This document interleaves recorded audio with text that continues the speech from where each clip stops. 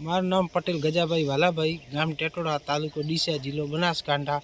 આ 7288 બાજરીની વાય છે।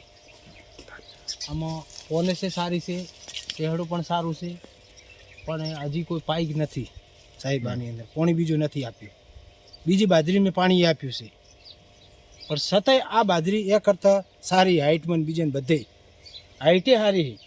મેં જોઈ ઘણા વર્ષથી મેં વાઈ બાજરી, ઓર એટલી કોઈ હજી સુધી હાઇટ થઈ નથી। મૂળ ધાન્ય ભાઈ, પણ આ વધારે બીજા કરતાં ધાન્ય કરતાં હાઇટ વધારે છે।